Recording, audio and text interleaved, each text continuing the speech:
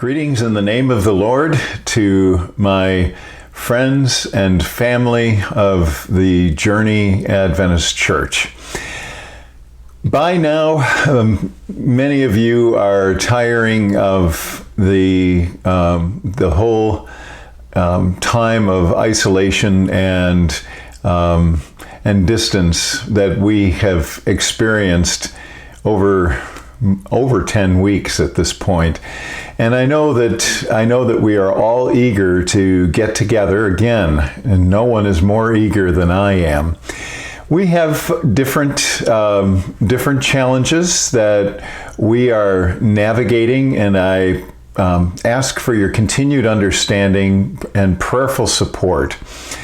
Of course, we have just recently heard from Governor Inslee that he has given the okay to meet in the church with some very definite parameters that we are to follow. And basically, this is also the position then of the Oregon Conference of Seventh-day Adventists who employ me. So essentially, we are to provide a very safe environment for our members. So I'd like to go through a few of the things that we are grappling with right now.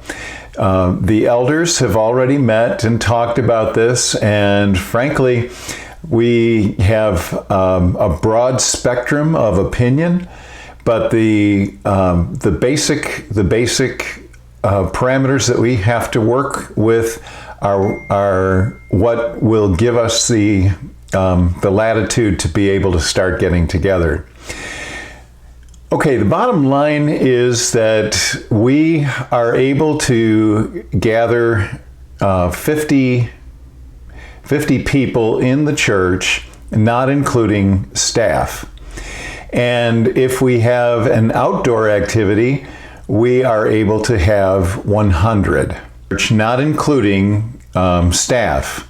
So staff would include those who are greeting, those who are on the tech team, those who are on the music team, and our screeners and our cleaners.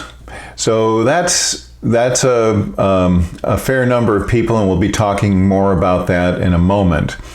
For outdoor activities, we are able to have 100 gathered, and in each case, whether it's indoor or outdoors, there is a requirement for PPE. That means that we need masks, and we need to have personal distancing. There is no such thing as social distancing. We will have personal distancing. So those details are going to be worked out more in the future, but those are the parameters that we have to work with at this time. Now there's another complicating factor, and that is that we have scheduled a vacation, and now the vacation has also become a medical need in our family. Our son Jeremy has been in the hospital 3 times out of the last 2 weeks, and so we are eager to get down there.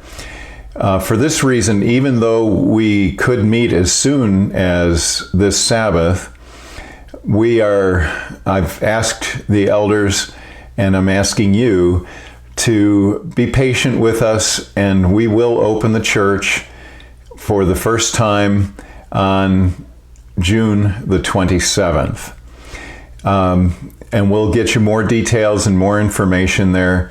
There are working parts that we have to work through in terms of writing up job descriptions for the staff, and having a training session, and also running through a mock service so that we can expedite things as much as possible. We are asking those who have underlying health issues that make them susceptible to the virus, and those who are age 65 and older to consider staying home. The other option that is open is home churches with gatherings of 5 or less are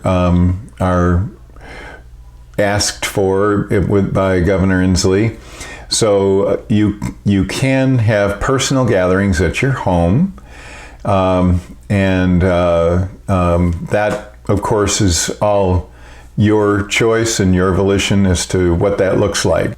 We long for the time where we can have COVID-19 in the rearview mirror, and we can operate without all of these extra restrictions.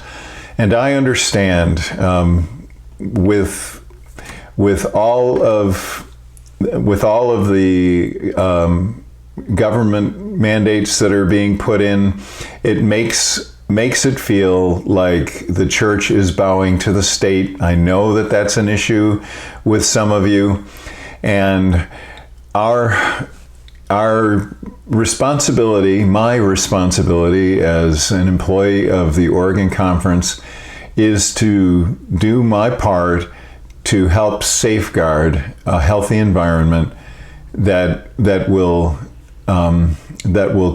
keep the likelihood of any spread of this virus at a minimum.